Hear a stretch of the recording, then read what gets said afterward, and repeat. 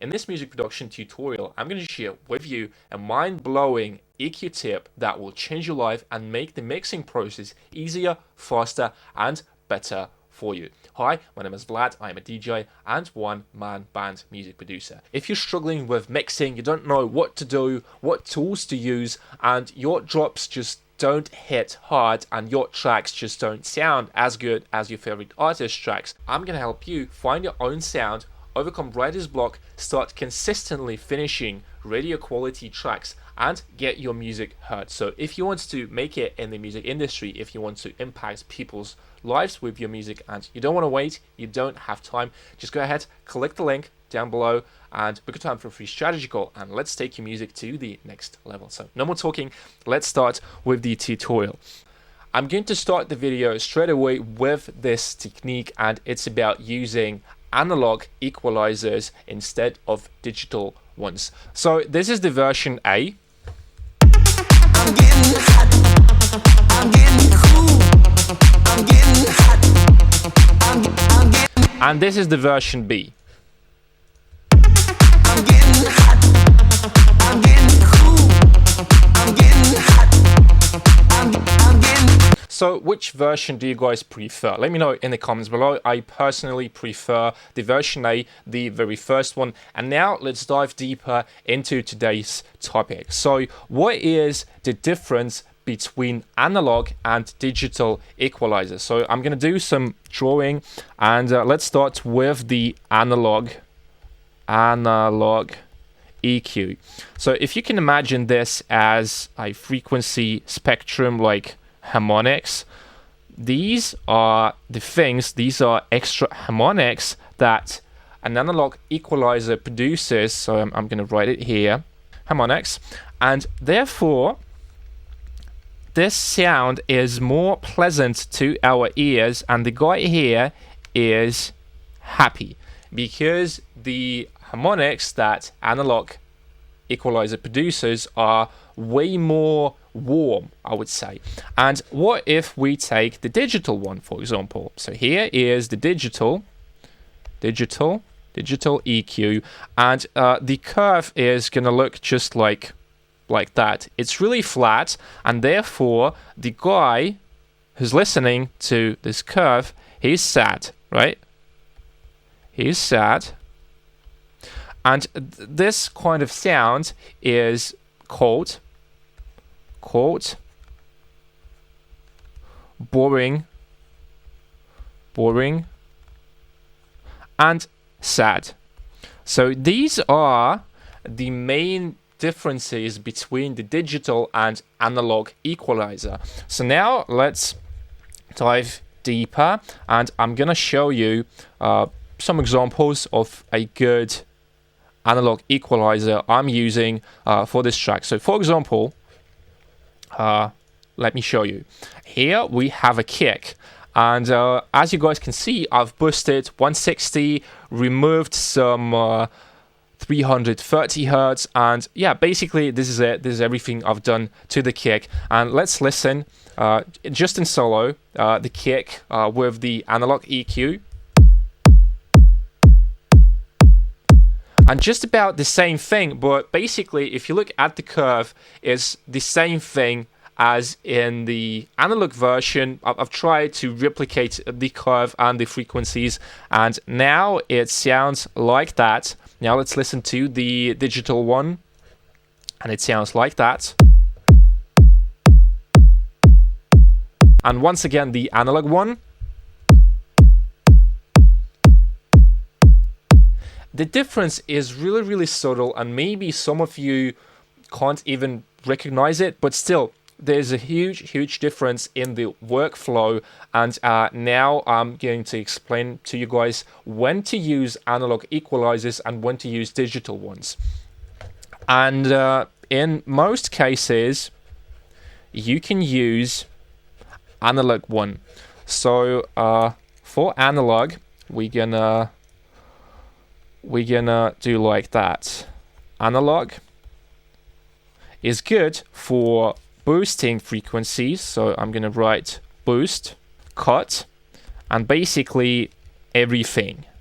And the reason why analog equalizers are so good for these purposes is if you look at the design of the analog equalizer, you will see that we don't have any graphs. So compared to this one, you see, right? You see parametric EQ with graphs, with everything else. It's very, very visual.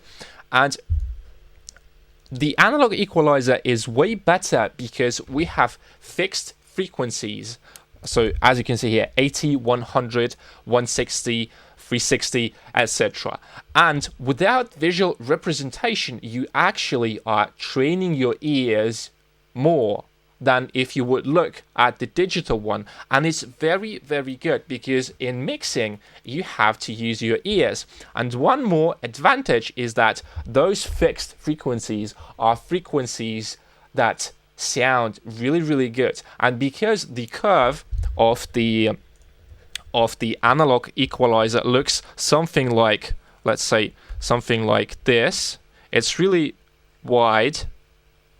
So this is the analog one, and if we look at the digital, it's going to be something like that, right? It's really precise. So this is the digital,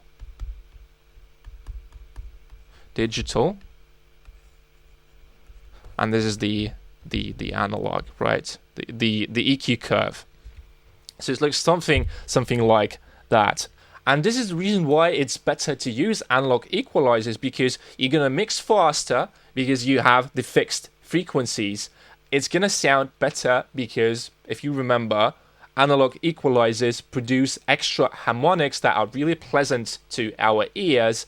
You will train your ears and you won't have to think about, all right, what frequency should I cut here, or what should I boost, because you don't have a lot of visual representation that actually just, you know, distracts you, I would say. I mean, it's good to use digital equalizers, and now I'm going to give you a scenario when it's actually better to use digital equalizers. So if you can imagine something like this, so it's going to be like an equalizer, and if you have like some kind of spectrum and you have a resonance here, right? Something like this. So it's going to be the resonance, and here we have some controls. Yeah, something like this. And this is the resonance, which is hard to remove with the analog EQ. So it's gonna resonance, and with the curve that a digital EQ produces, you can cut this by doing something like this. So it's really surgical, really precise, the curve you can do with the digital. So let me show you this in the equalizer itself. So it's gonna look like that. So for example, we might have a resonance, and what you're gonna do, you can do something like this, or you can remove the resonance. But it's almost impossible to do like really precise surgical cuts with the analog equalizer. But otherwise, it's much better to use analog EQs instead of digital ones, because you're going to save your time, it's going to sound better, and it's just easier. It's easier because when you learn the frequencies, when you know the spectrum, you will be able to work with digital equalizers even better, because now your ears are trained and it's way easier for you to work with equalizer. So now guys, let's compare some of the sounds. So for example, the low end. So I'm going to solo the low end. Now we're listening to the analog low end, which sounds like this.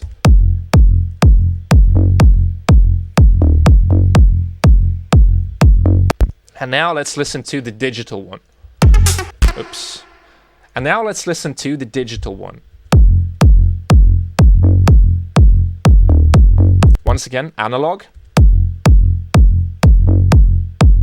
It's almost identical, but I can really feel that when we're using digital, it create some kind of unpleasant pressure on the bass line, even though we are boosting and cutting the same frequencies.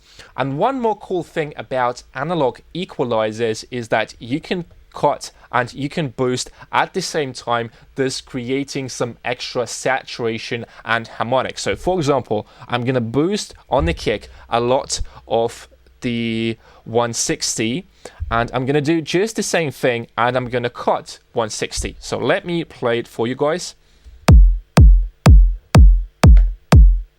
And without the EQ. With the EQ, the previous version. And there are very many ways how you can use Equalizer in your productions, like for mixing, sound design. And if you guys are struggling with mixing, with sound design, with arrangement, you're just not progressing, you are tired of spending weeks in front of your computer trying to finish the track, trying to mix the track, but it just doesn't sound good.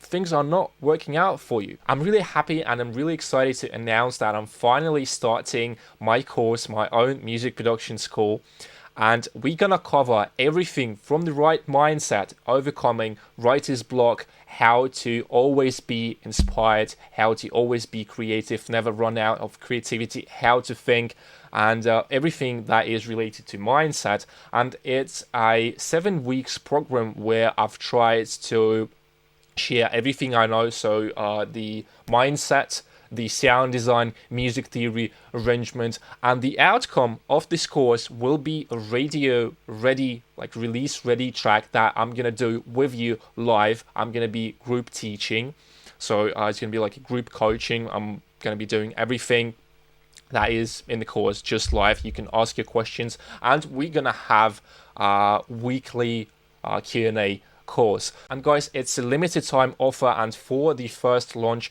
I'm planning to do no more than 15 students. So if you really want to make it in the music industry, if you don't want to wait, if you want to impact people's lives, and you just want to do the thing you love the most and make a living of your music, get paid, get heard, grow a loyal fan base, just click the link down below, learn more about the program, and I'm gonna open the registration so you can claim your seat as well. So that was everything for today, guys. I hope that you've liked this video. I hope that you've enjoyed the tips. If you learned something new, please subscribe to the channel, smash that thumbs up button under this video. Don't forget about the notification bell, and also leave a comment below. Thank you very much, guys, for watching this video, and I'll see you guys in the next one. Bye.